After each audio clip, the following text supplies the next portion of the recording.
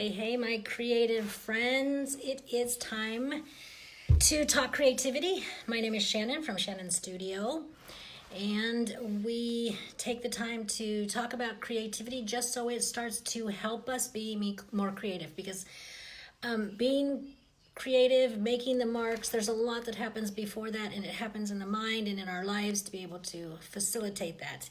Hey, Wade. I love you, Wade. Okay, so today we're going to talk about, well, first off, let me tell you, Denmark.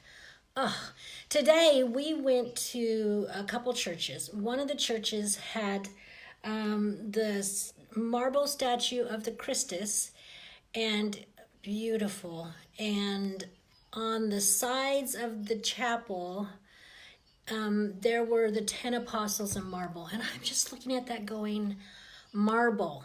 They carved these out of stone to make these amazing statues. I was just in awe. Then at another place, we went up, and this was kind of out of my comfort zone.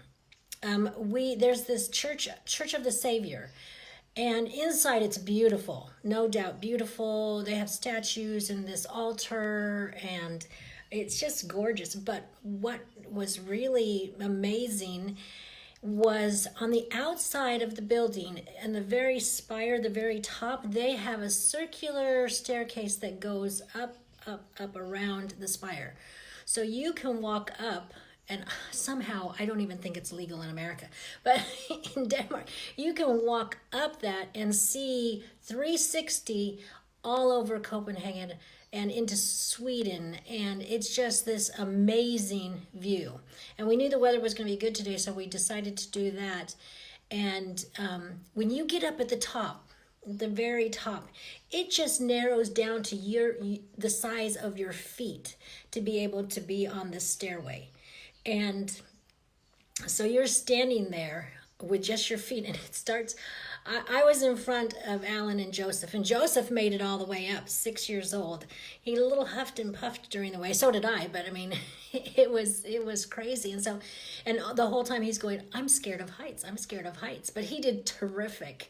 So anyways, we get up there, and it narrows down, and part of me just like wanted to freak out because the banister gets a little lower, and I'm just like, ugh.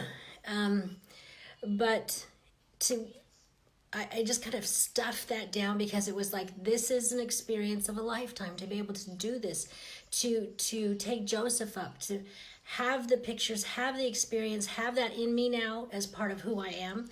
It was just amazing. And the fact that somebody created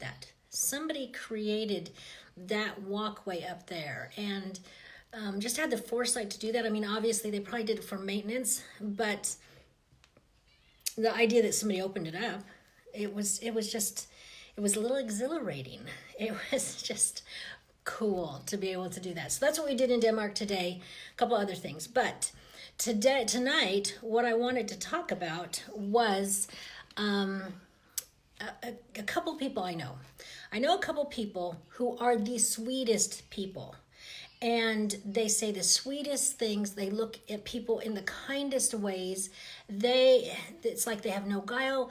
They're just, it's not that like feigned sweetness where like they're not really thinking that. These are genuine people who are genuinely sweet, who say those things. They're real. They're kind.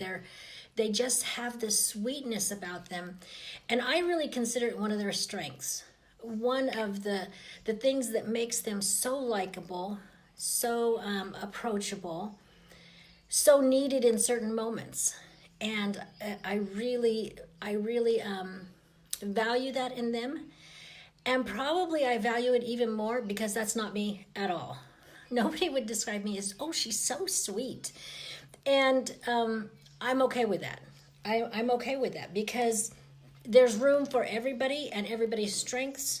And in fact, there's a story. One of my kids was kind of struggling with something, and over time, because I've spent so much time with them and I know their personalities, so I've been kind of leading,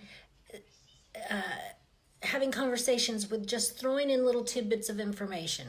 and hoping that, it kind of takes hold and they think about it and stuff. But she came to a point where she was just like, I don't know. And so finally I just said, you know what, let's talk real. And I just told her what I saw as the problem, what I saw as what was going on. And then I suggested that she look at that and choose, what do you want to do? Because they were two contradictory things that she was doing. And she was like, oh, you're so right. And I said, yeah, I'm not the sweet mom that's going to tell you that. I'm going to tell you like it is, Mom. And she goes, well, no, I respect that.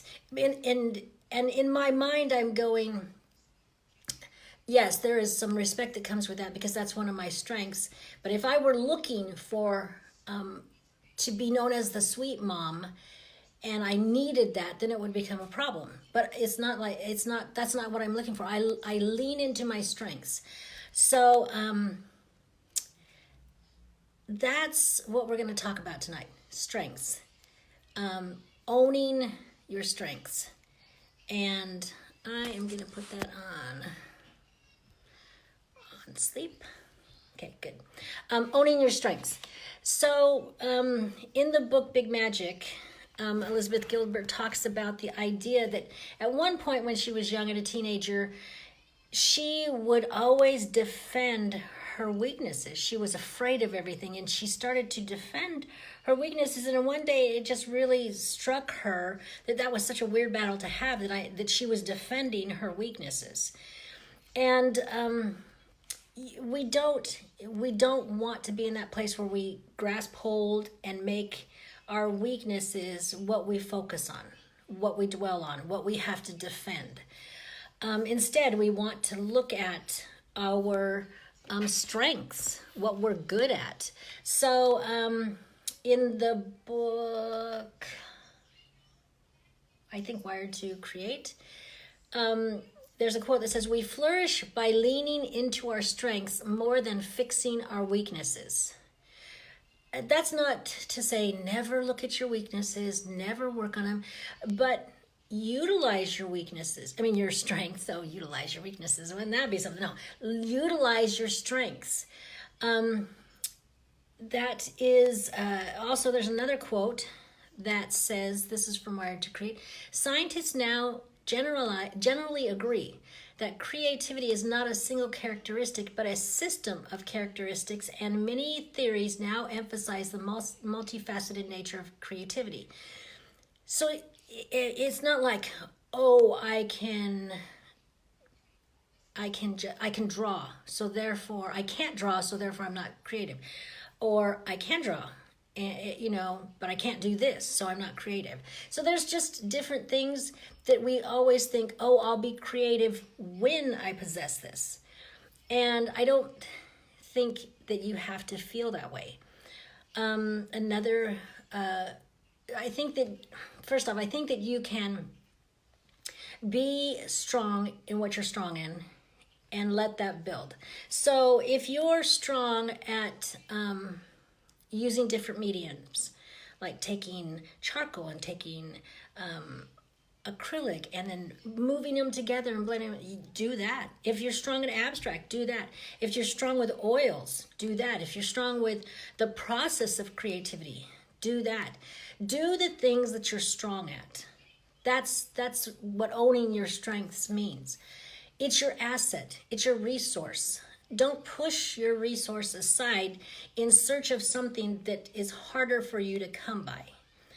Another thing is, a quote from that same book is, these factors, so the factors of something strong and something weak is what he was talking about prior in that paragraph. So these factors of something strong, something weak characteristics often interact and feed off each other over time, which over time can amplify levels of creative output. Hey, Jessie. So over time, so you take your strength, that's something you're really good at, Do it, do it, do it. And over time, that's going to interact with some of your other weaknesses, and it's going to build on that other weaknesses and strengthen it because you're doing something else. This can go for life too. This doesn't have to be just about creativity. It's like whatever you're good at in your family, do it. Be strong at it. And don't focus on what you're not doing well in your family. Not focus on it. It's not, don't ever think about it. If you need something to work on it. But focus on your strength, what you do well for your family. So back to creativity. So the idea is that it's one of the ideas is that it's so easy to pick out other people's strengths. It's easy to see, especially when they benefit us. We're going, oh, they're so good at this. They're so good at that. You need to find out what your strengths are. Because one of the things that happens when we start to build our own strengths is that we gain confidence. And confidence is not to be underrated in your ability to actually do things, to actually make the things. One of the quotes from Ava Okwanga, she said,